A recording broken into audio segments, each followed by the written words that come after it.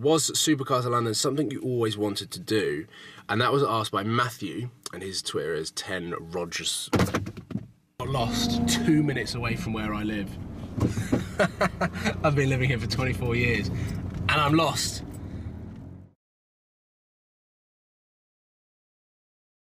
Good evening, ladies and gentlemen. I'm back in the UK, and this is the first video that I've done on Supercars of London since I've come back from holiday in Portugal. I hope you enjoyed all the content that came out during the week on a day-by-day basis, and I can't believe that I ran out of one video. I obviously didn't count properly. Today, the idea is I'm going to be answering questions from the hashtag Ask Paul that I did on Twitter whilst I was out in Portugal, and I'm also going to give you a rundown of everything that is going to be happening going forward now on the Supercars of London YouTube channel, because there's lots of cool stuff happening.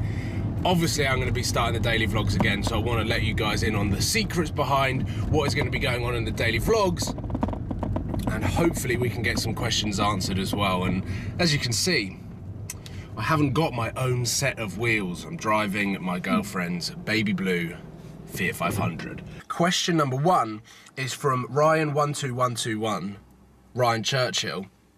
As you can see here, interesting question. Of all the wraps you have had, which one has been the best quality and the easiest to live with?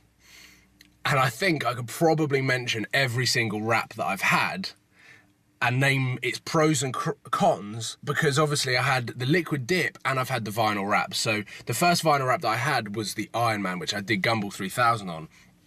Absolutely loved the colour scheme on the Audi R8. Some people didn't, but I think that was one of my favourite wraps because it was the first one. It was the idea that I had when I bought the car that I wanted to do Iron Man.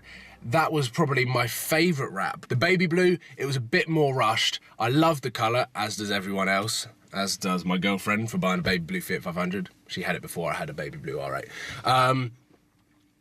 But I think that the quality of the actual wrap was better on the Iron Man than it was on the baby blue, and that's because slightly different people wrapped it. Kit Customs still wrapped it as a company, but slightly different people wrapped the car. And then we move on to the liquid dip, which was by far the best finish I have ever had on a car. The liquid dip just covers all of the joins. You can't tell that it's not the actual colour of the car, and people didn't understand that. When I showed it to them, I was like, no, this isn't a factory car. People actually thought that I spent 15 grand at the factory painting my car in a satin grey.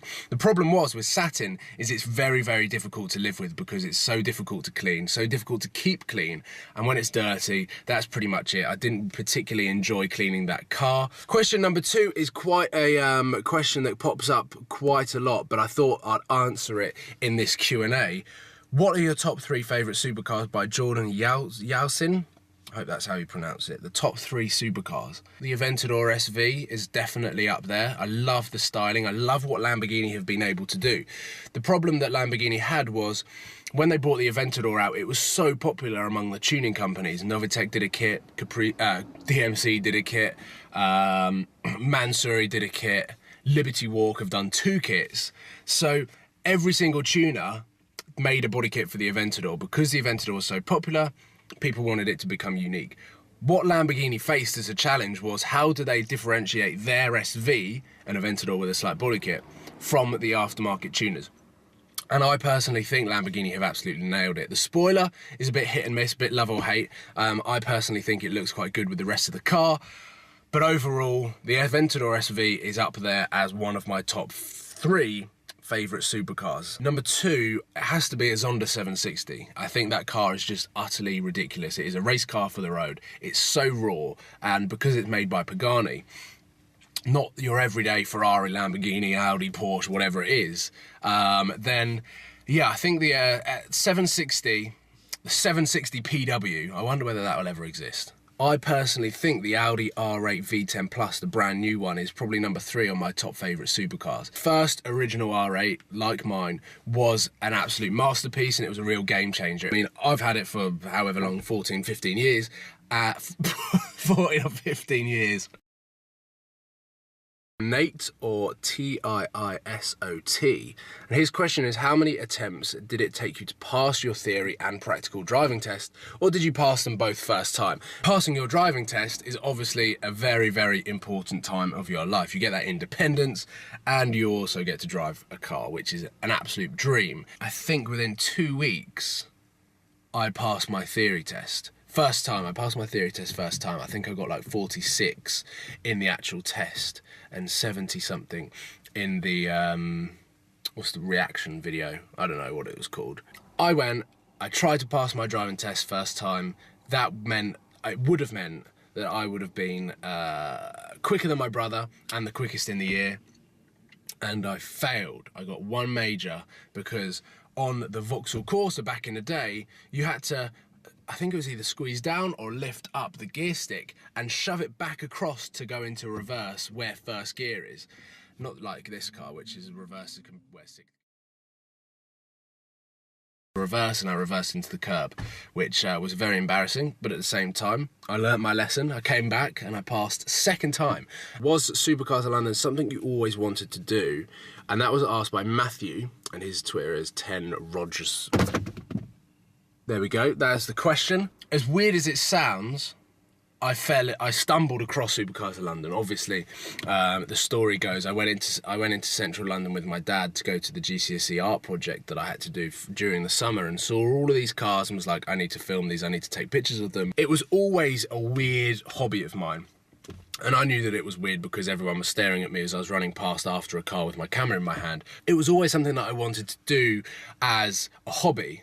And I had in my head, like, even up until maybe the last year of university when I was 21, 22, I didn't think that I would be doing this full time on a day-to-day basis, creating YouTube videos, daily vlogging, supercars, driving cars, all of that stuff, or even owning one. I always grew up knowing that I wanted to create my own business. I wanted to work for myself. So in that sense, that kind of ties in. Yes, I wanted to do Supercars of London from a young age of filming cars, but at the same time, I always wanted to have my own business. So that probably answers the question and says, yes, it was something that I always wanted to do.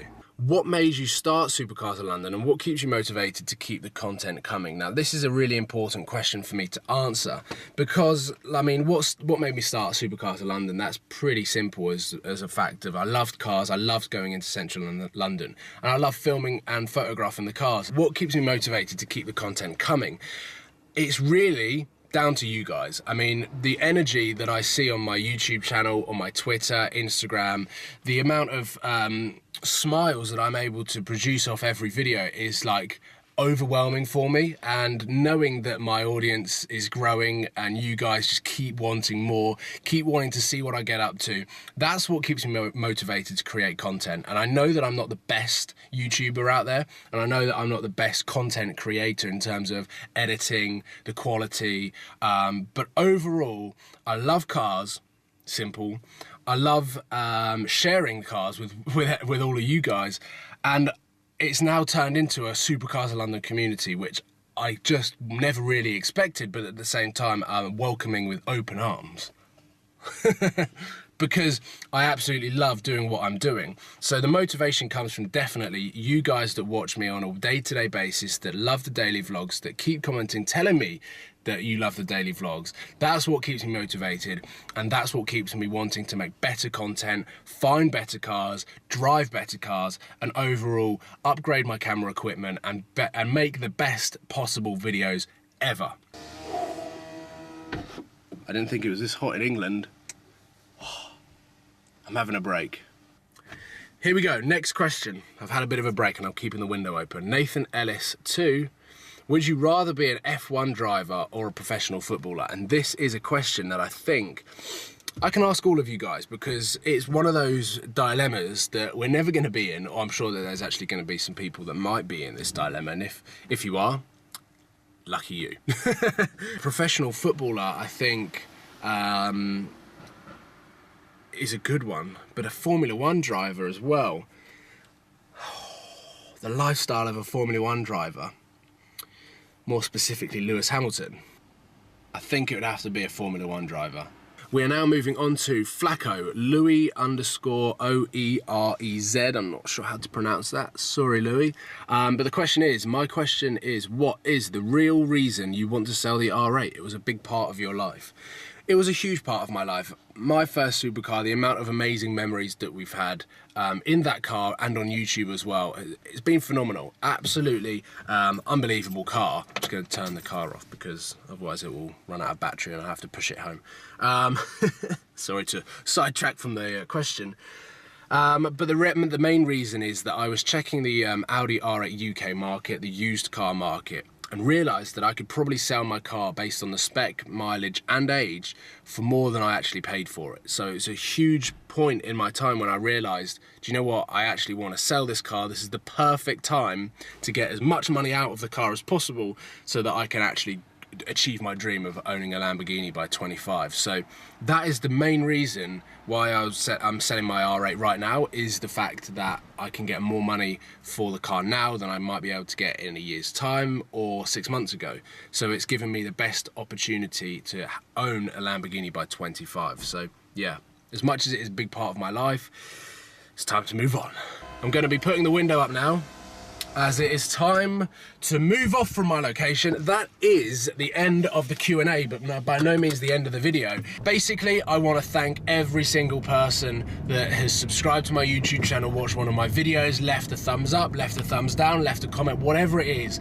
I honestly can't thank you enough. It's just unbelievable how much support that I have on the Supercars London YouTube channel, and I want to show it and I want to give it back to you guys. So I am seriously going to be sitting down, now that I'm back in England and finished my holiday, I'm going to be sitting down and working out ways in which I can get as many people out for rides in my car, meetups, whatever it is, whether it's meet or greets. Let me know what you want. Tweet me, Instagram, comment box, whatever you want, whether you want me to Greece, whether you want me to do drives around the UK. We could do, I don't know what it is, but I want to do charity rides. I want to basically give back to all of you guys that have supported me. I want to bring you in on the Supercars of London community, and that's all going to start changing from now. I want to start doing merchandise, Supercars of London t-shirts, Supercars of London caps, Supercars of London mobile phone cases, and there's going to be some super cool competitions. I'm super excited, basically, and I've said super a lot, but I am,